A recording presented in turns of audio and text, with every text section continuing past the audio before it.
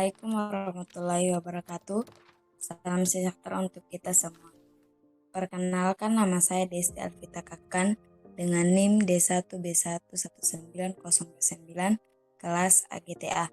Di sini saya akan mempresentasikan tentang tes sumatif 3. Berikut presentasinya.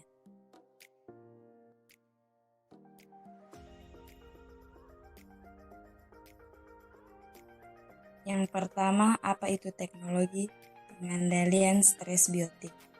Perlu kita ketahui, stres biotik adalah stres yang disebabkan oleh makhluk hidup, dan stres biotik sering terserang oleh waktu tertentu.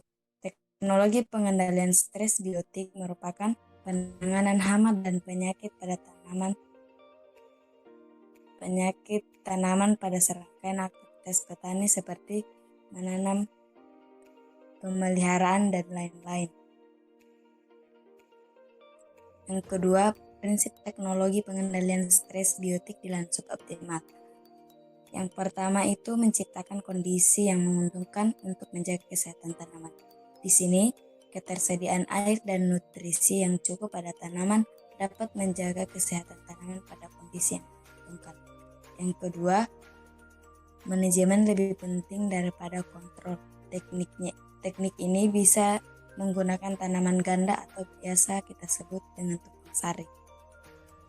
Yang ketiga, interaksi antara organisme hidup dan lingkungan harus seimbang, baik itu tanaman ataupun predator.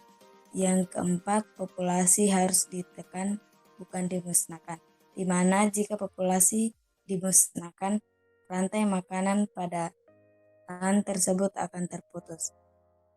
Yang kelima, varietas tanaman tertentu yang tumpang sarikan harus sesuai. Yang keenam, kondisi kesehatan tanaman tergantung pada kesuburan tanah, di mana ketika nutrisi dan pH seimbang, tanaman akan menjadi kuat dan tidak terlalu rentan terhadap infeksi.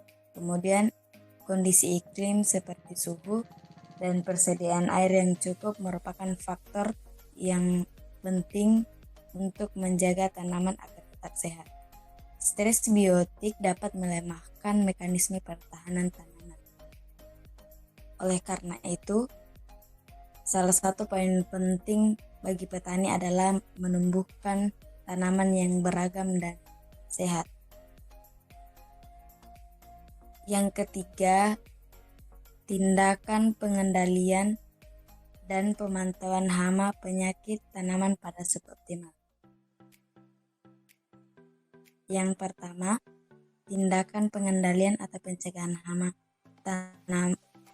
dan penyakit tanaman dapat dilakukan dengan tindakan perlindungan tanaman secara preventif, di mana tindakan preventif terdiri dari pemilihan varietas. Di sini pemilihan varietas harus bisa beradaptasi dan tahan. Pemilihan varietas ini beradaptasi baik dengan kondisi lingkungan, baik itu suhu, pasokan hara, hama, dan tekanan penyakit. Karena jika varietas tersebut beradaptasi dengan baik, maka tanaman akan tumbuh sehat dan membuat lebih kuat melawan infeksi hama dan penyakit. Kemudian ada pemilihan benih. Pemilihan benih ini harus dipilah dengan benih-benih yang aman dari patogen dan gulma.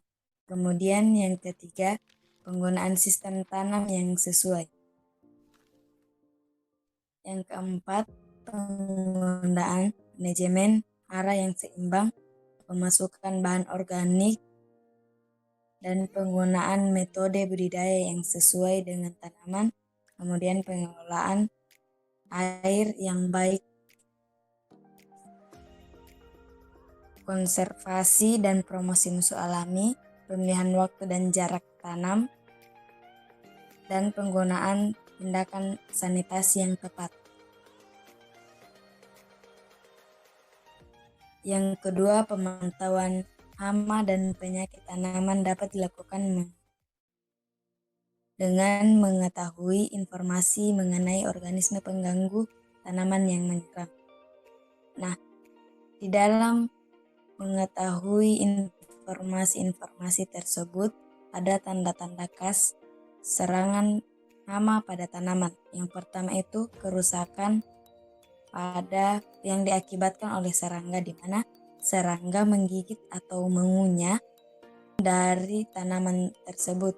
Nah, di sini serangga tersebut adalah ulat dan kumbang. Kemudian kerusakan hama seringkali bersifat spesifik spesies, yaitu daun terkadang berlubang dan bagian yang hilang merupakan indikasi kerusakan dari ulat dan kumbang tersebut. Kemudian tungau